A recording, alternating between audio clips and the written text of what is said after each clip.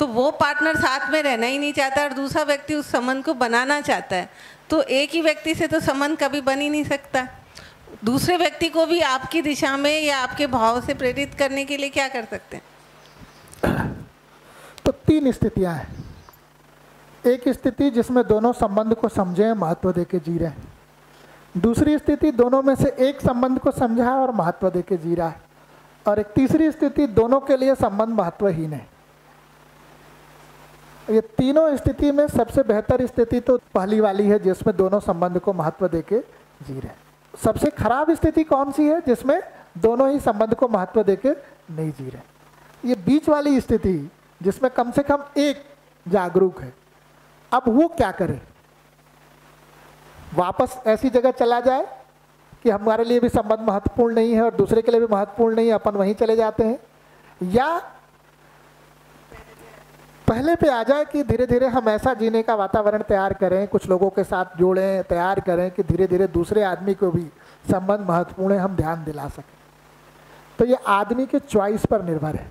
जिनको लगता है कि भाई वो बहुत कठिन काम है, आसान है, छोड़ो अलग हो जाए, कौन झंझट में पड़े, वो रास्ता अपना लेते हैं।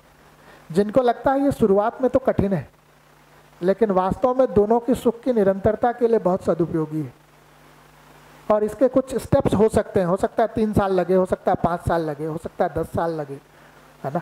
समय कुछ लंबा हो सकता है, वो अलग अलग लोगों के हिसाब से हो सकता है। तो आदमी उसको भी चुनता है। तो आप चुनेंगे कौन सा, ये तो आपकी चॉइस है, लेकिन आपने चुन लिया है, आपने ऑप्शन नहीं रखा है। आपने चुन लिया है कि भाई उसके लिए संबंध के प्रति जागरूक करना ही एक महत्वपूर्ण काम है, ये आपने चुन लिया है, आपने जो उत्तर दिया। अब आपका प्रश्न ये है कि उसमें करें क्या। ठीक,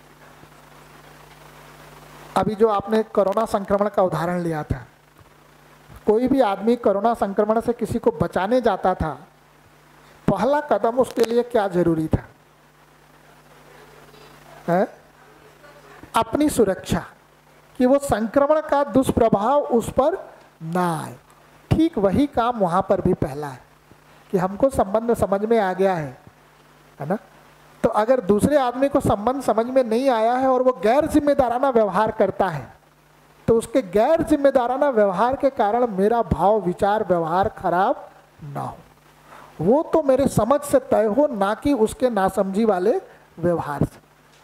तो अपनी योग्यता को इस जगह लाना कि हमारा भाव, विचार, व्यवहार मैंने जो समझा है उससे निर्धारित हो, ना कि ऐसे व्यक्ति के भाव, विचार, व्यवहार से निर्धारित हो जिसने अभी संबंध को महत्व ही नहीं दिया। पहली तैयारी तो ये हो जाए। इतने से हम संक्रमण की बीमारी से हमारे में आ जाए, उससे हम बच जाते हैं।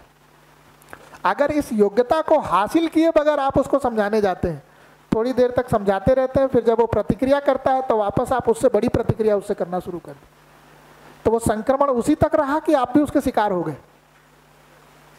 और जब वहां से लौट के घर आए, 2-4 लोग और थे, उनके साथ जीने लगे, तो वो वापस वहां भी, तो आप अब बीमारी के शिकार हो गए। तो पहला काम, पहला स्टेप यही है कि हमने जो सही समझा है, हर स्थिति परिस्थिति में हमारे व्यवहार और भाव को निर्णय करने का आधार तो हमारी समझ होगा, ना कि कोई ऐसे व्यक्ति का व्यवहार जिसके बारे हमें स्पष्टता है कि इसने संबंध को अभी समझा ही नहीं। ये को थोड़ा हासिल करने में अपने को समय लगता है। एक बार हम वो अर्जित करने में सफल हो गए, तो हम जब अपने समझ से अपने भाव विचार को तय करते हैं, हम अपने में सुखी बने रहते हैं या बेचैन भी होते हैं? क्योंकि जो हमने सही समझा उससे हमारा भाव विचार चल रहा है, तो हमारे सुखी होने का काम तो पूरा हो गया।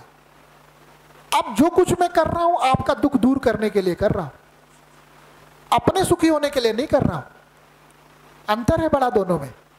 ज़्यादातर लोग यहाँ शिविर करते हैं, शिविर के चौथे 5वें दिन ये निष्कर्ष बनता है तो बड़े काम की चीज़ है, तो कई लोगों की लिस्ट बनाने लगते हैं। अच्छा, अगली बार इसको करा दें, अगली बार इसको करा दें, अगली बार इसको करा दें। घर जाकर किसी को समझाने भी लगते हैं, फ़ोन पे भी समझाने लगते हैं, और जब वो नहीं समझता है, नहीं सुनता है, आराम में रहते हैं, बेचैन हो जाते हैं। वो बेचैन इसलिए हो जा रहे हैं, आप उसे समझाना आपकी प्राथमिकता नहीं थी। आपकी प्राथमिकता ये थी कि वो समझ जाए तो उसका व्यवहार ठीक हो जाएगा, तो उसके दुर्व्यवहार से जो मैं दुखी होता था उससे मैं बच जाऊं। तो उसको समझाना आपकी चॉइस थी कि आपकी मजबूरी थी? मजबूरी थी। आप मजबूर होकर उसको समझाने जा रहे हैं, और जब वो समझता नहीं है तो आपको लगता है फिर झेलना पड़ेगा उसको, है ना। लेकिन जो मैं स्टेप बता रहा हूं कि आपकी समझ के आधार पर आपका भाव विचार तय हो रहा है, इसमें दूसरे को समझाना अब आपकी मजबूरी है, आपका चॉइस है। अब चॉइस हो गया, अब आप अपने सुख के लिए उसको नहीं समझा रहे हैं, बल्कि वो बेचारा दुखी है, बेचैन है, झेल रहा है, उससे बाहर आ जाए, उसमें हम कुछ सहयोग करने जा रहे हैं। वो समझेगा तो भी मेरे सुख पे प्रभाव नहीं पड़ने वाला है, नहीं समझेगा तो भी नहीं। ऐसे में अगर वो नहीं समझता, रिजेक्ट करता है, आपकी बात को काटता है, कोई रिएक्शन भी करता है, आपके सुख पर कोई प्रभाव नहीं पड़ता। ना तो आप उससे दूर भागते हैं, ना ही उसको आपकी बात सुन ले इसलिए उसको सर पे बिठाते हैं। जो सही बात है सही तरीके से सम्मानपूर्वक कह देते हैं, स्वीकारे तो भी, न स्वीकारे तो भी। रिजेक्ट कर देता है तो क्या आप उस आदमी को रिजेक्ट कर देते हैं, या अपना भाव विचार अपने समझ के आधार पे जो दिख गया वो बनाए रखते हैं? क्या करते हैं फिर?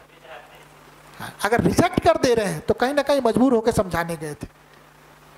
अगर आप वास्तव में उसे ठीक से समझाने गए हैं और अपना समझ का काम हो गया है, तो भले वो ना समझे, आपकी बात रिजेक्ट कर दे, आप पर कमेंट कर दे, आपकी दृष्टि में उसकी स्वीकृति संबंध की बनी रहती है ना। उसमें कोई बदलाव नहीं होता, वो स्वीकारे तो भी, न स्वीकारे तो भी, आपकी बात को सही कहे तो भी, गलत कहे।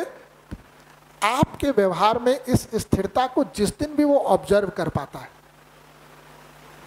जिस दिन भी उसके ऑब्जर्वेशन में यह आती है कि आप में ये स्थिरता है, उस क्षण वो आपको अपने से अधिक ऊंचाई पर स्वीकार लेता है कि मेरे दुर्व्यवहार का प्रभाव इसके भाव विचार पर नहीं, ये मेरे से ज़्यादा बेहतर स्थिति में।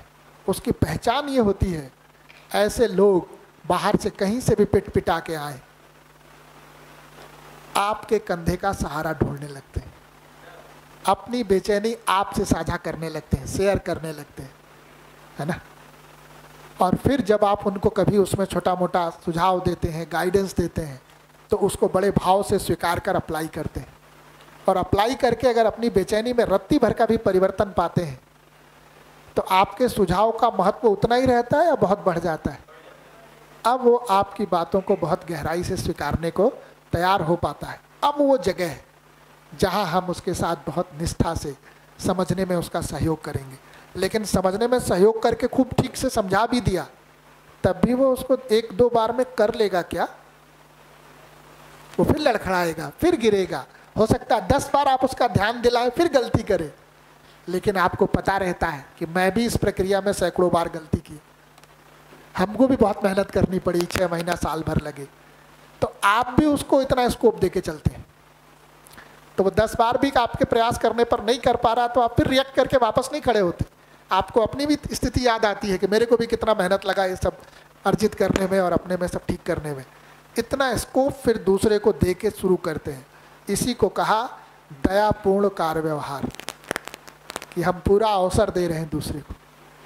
तब फिर दूसरे आदमी में धीरे धीरे धीरे धीरे स्थायी परिवर्तन आना शुरू होता है। किसी के साथ भी समझने में सहयोग करना ये कोई घटना नहीं है, ये एक प्रक्रिया है जो समझाने से शुरू नहीं होती, साथ में सही जीने से शुरू होती। जीना आपको जब वो देखकर अपने से अधिक योग्य स्वीकार लेता है, तब आपके समझाने की प्रक्रिया शब्दों वाली कारगर होती है।